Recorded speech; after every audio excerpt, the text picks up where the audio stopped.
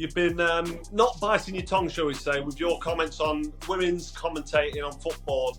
You know, my tone maybe was a little bit working class and it wasn't liked by a few and it rubbed them up the wrong way.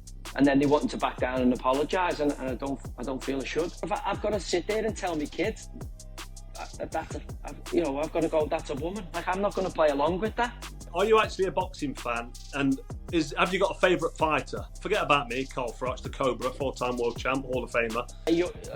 I've been a big fan of watching yourself come through. Ricky Hatton was massive. Who wins in a fight between me and Bellew? Well, listen, with these exhibitions now in Saudi, surely you can get a right few shilling, you two. Hello and welcome to Froch on Fighting. I'm Carl Froch. You know the drill. If you haven't already, hit subscribe. Today I've got a special guest. I did promise a special guest. And here he is, Joey Barton himself. How are you, mate? You all right? Carl, all right, mate? You okay? Great to speak to you. Yeah, I'm good. I'm good, mate. I'm good. Listen, there's been a bit of controversy. If you don't mind me jumping straight in with a controversy, like, I've been looking at you on Twitter or X or whatever we call it these days, and you've been not biting your tongue, shall we say, with your comments on women's commentating on football. And what have you got to tell me about that? What's going off? Well, for me, mate, it was just a case of obviously you're watching the sport that you've played and the kind of co-commentator and pundit position. A lot of them in our sport at the minute are filled by people who've played the female game, you know, been great players in that game and, you know, decorated at international level, etc., etc. But it's a fundamentally different sport, in my opinion, although it has a lot of similarities to the men's game. And I felt that when I was listening to some of the feedback, it was really poor. And I spoke about it, obviously used Twitter and X, whatever it is now. And obviously, you know, my tone maybe was a little bit working class and it wasn't liked by a few and it rubbed them up the wrong way. And then it's led to kind of further disagreements with all different manner of people, from Jeremy Vine to some individual women ex-players. And unfortunately, you know, for me, it is what I believe, and they brand me misogynist, sexist, etc., because I've said what I believe about my profession, and then they wanted to back down and apologise, and I don't feel I should. So basically, your opinion on the actual football, like I'm not massively into football. I obviously follow Nottingham Forest. Now we're in the Premier League, and we hung on by the edge of the cliff with our fingernails last season, and we're kind of still in the running, but at the bottom half of the table this year. So I go down to the games every now and again. If a couple of mates are going, I've got a box. My friend's got a box down there. We jump in that now and again. It's a good afternoon, good Saturday afternoon out, and then we'll go out. But I'm not a massive football fan. That's what I'm getting at. So I can't comment on. I don't fully understand it. But if you've got commentators in boxing and whether they're male or female, if they're not doing a good job, and I think that was your point, wasn't it? The fact is, you don't think they've got the knowledge and the education within football, regardless of what sex they are. But you're saying they're putting women in front of the camera talking about football just because they want to tick that box of having a woman on screen. And that was kind of the nuts and bolts of what you were saying, isn't it?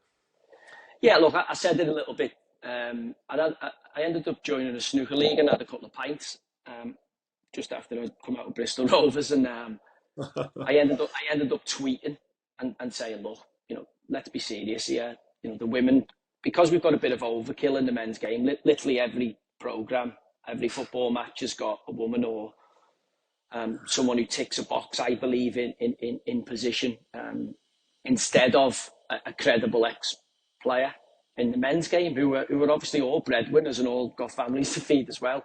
But more importantly for me, I've got experience and equity in the men's game. And because of this kind of woke DEI and kind of being, you know, I'm trying to say it as politically correct as I can because I don't want to stir the hornet's nest further, but you know, it was tokenistic positions to women, and I don't know about you, but ex-boxers, women boxers and male boxers, surely there's an acceptance that, you know, it's a similar rule set. I mean, I know in your sport it has 2-minute rounds in the females and maybe only 10 round maximum. But Yeah, that's You right. wouldn't expect them. Now, I like, I've seen Katie Taylor fight. I think she's a fantastic role model, iconic woman fighter. And I haven't heard her, commentate or be a pundit in the men's boxing. But I would imagine she would have credibility and she would speak well. That doesn't mean to Yeah, say that she does. every single decent level female ex boxer should be on every boxing show in the major boxing competitions, at World Cups, at European Championships, at Premier League level, at international level, and they're taking, in my opinion, men's ex-male players who've earned the right to be on them shows as jobs, and I think if they're good, that's fine, and we should create opportunities for the best female ex-player co-coms and pundits. But they should be developed in the women's WSL, which is doing fantastic in this country, and on the women's international football and at the women's international tournaments. And like anything, I would imagine, Pareto's law, 80-20. 80% of the women commentators probably not good enough. But the 20% that got to the top of the women's game, because I believe in a meritocracy, maybe then could come across to the men's game after doing a bit of an apprenticeship in the women's game and have a chance to build a good career in the men's game at the best level, because that's where they want to be, because they're the best players.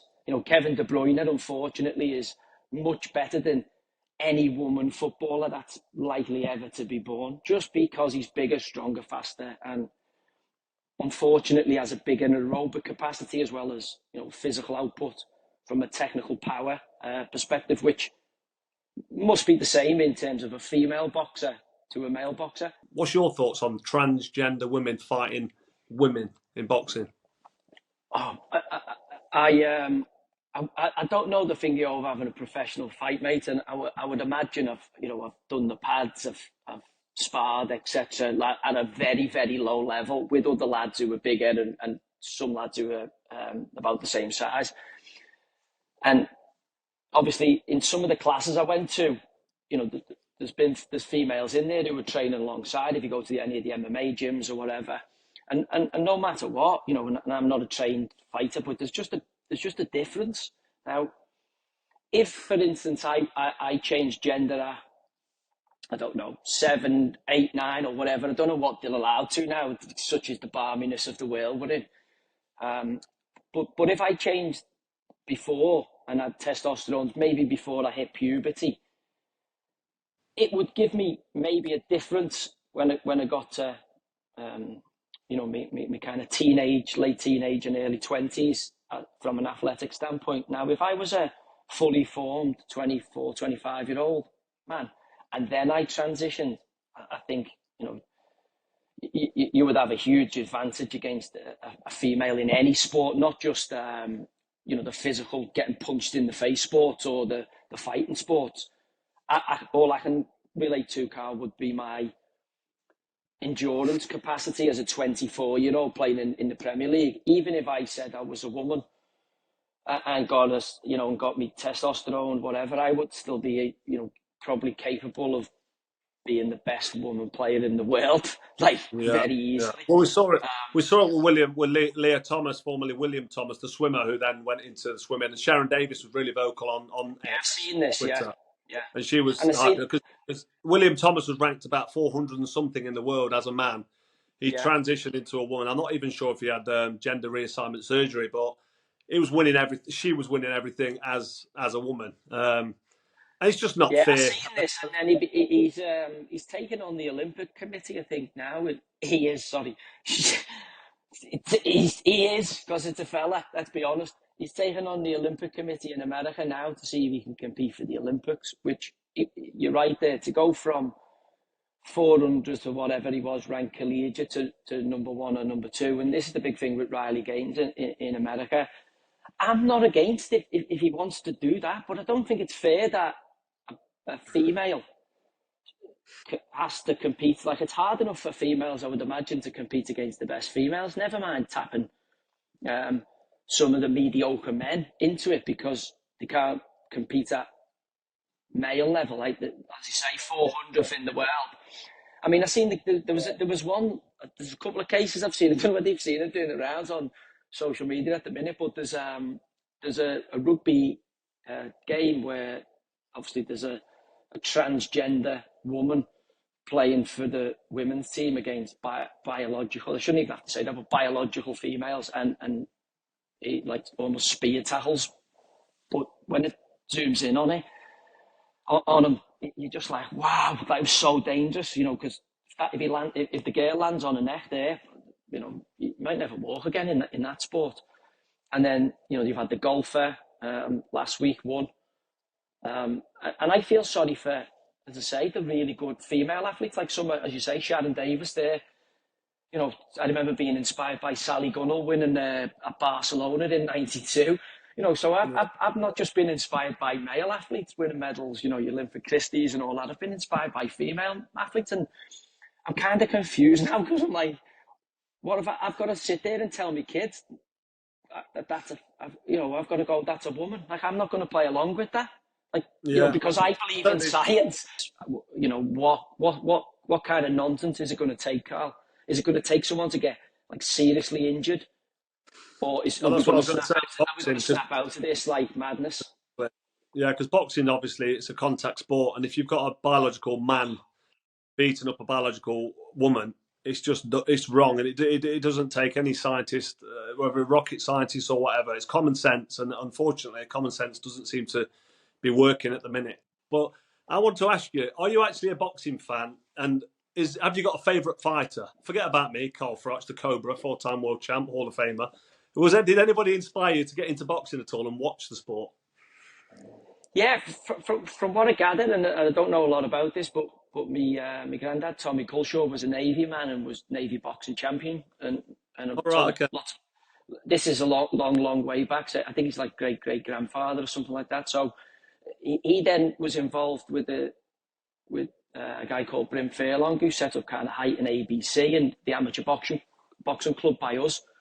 Right. I've got a cousin, Peter Culshaw, who's he was, I think, strawweight world champion, like not for a long period of time, Peter. But so there's always kind of been a boxing element. My uncle Paul boxed at an amateur level, and I say a good.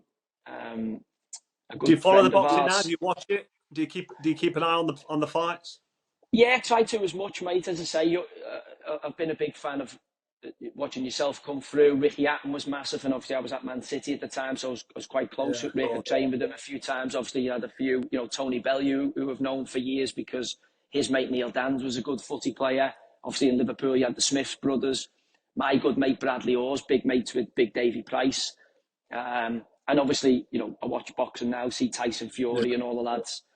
But also, I loved all that Calzaghe, yourself, Kessler, all that era as well. Lucien Boutet. You mentioned Tyson Fury there. What do you make of Tyson Fury and Usyk? You obviously must know Alexander Usyk, and you've got Tyson Fury. They've got the unification fight. Have you got a favourite for that? Who do you think is going to win? I as a fan, as I say, I think before it, I thought Tyson's just too big, and I love Usyk. I think he's mega skilled fighter, and I really like, watching him, and I think he's a good character, really good man.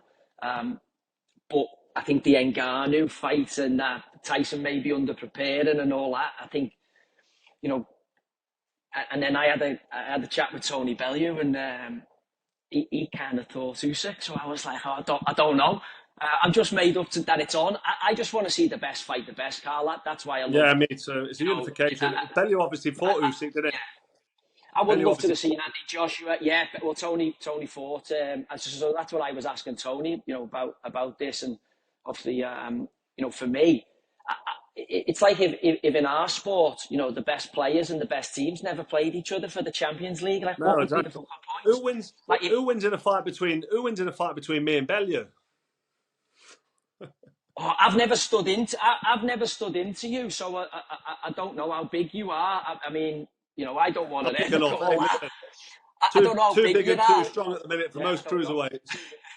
Well, listen, with these exhibitions now in Saudi, surely you can get a right few shilling, you two. If you haven't got enough, you must have enough. My God.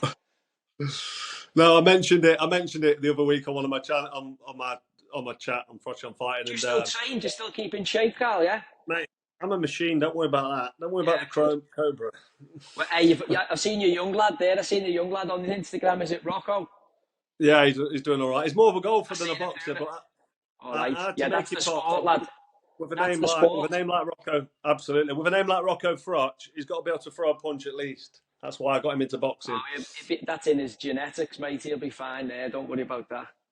So anyway, run out of time. I know your kids are back. Mine will be back in a minute. What are you doing these days? Obviously, you were a manager last season. Yeah. You still want to continue your career? Do you still want to continue your career in football? Yeah, I think so. I mean, I've gone straight out of school into playing, and I had a great career there till 34, 35. I got banned by the FA, so I had a year in the media. Then I didn't really enjoy it, Carl, if I'm honest. It was a bit too reactive for me. And then I got a job straight away. I was going to go back and play, and I ended up getting off a job to manage. So I missed out the coaching bit and went right in at the manager deep end. So I've been in there for 5.5 years. I've just come out of that. I've got a 18-month-old in the house and a 12-year-old, my eldest, and two in between. So I'm just enjoying being a dad at the minute. I've had a nice sauna built and a ice bath in my back, and I'm just trying to get myself in shape as a manager. Yeah. You're always having a pint because win or lose, you're on the booze, and you're enjoying the other manager's company, or you're drowning your sorrows in the other manager's company. So I'm just enjoying being a dad. I'm going to do a bit of podcasting, mate.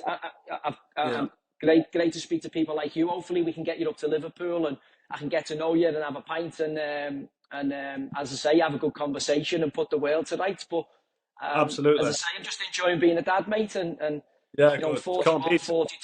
I hope to get back in at some point, but I've obviously burned the boat because I'm not politically correct at the minute because I'm saying ups up and downs down. That's a man. That's a woman. She's shite. Give her job to a man who's a good commentator, or a woman who's a good commentator. But whoever it is, put the best person for the job in the job. Well, that's the thing. You're doing the right thing. You're getting your own platform now, and your own YouTube channel. You're going to start on that, or your own podcast, which is great. Which is one of the reasons why I do Froch on Fighting is because I'm not aligned then by any political agenda. I don't have to push a narrative. I can speak from the heart, tell the truth. And if I upset people, they don't have to listen, do they? And they can have their go back. Like I've got John Fury having a go at me recently, Tyson Fury's dad, because you don't like my opinion on. He's a character, isn't he? Yeah, he's a character. Yeah, he's a right character. He's always wanted to fight Tyson, isn't he? He want to fight Tyson. He's called out Mike Tyson recently. He actually said the only person I'd fight at the minute, I'll fight no one, even though he's a fighting man. I'll fight no one, but I'll fight Mike Tyson. And I'm not so sure about that, to be honest. He's a character, and he's a right character. He is. But no, listen, Joey, it's been great to catch up with you. Next time we'll have to do it face to face. I'll get on your YouTube, great, on your podcast. But thanks for sparing a bit of time for me. And we'll definitely. Mate, listen, we're the Common Sense podcast with Joey Barton, YouTube, and obviously Patreon.com /Common Sense with Joey Barton. All right, so we'd love to have you up, the Cobra. We'd love to have you up, mate. So if you're up in Liverpool, as I say, we'd be honoured to have you on the show, mate. I'll absolutely get on there with you, mate. No problem at all. It'd be cheers, mate, legend. Absolutely. We'll catch you, Joey. Speak soon, mate. Thanks again. Ta-da, cheers, pal. Ta-da.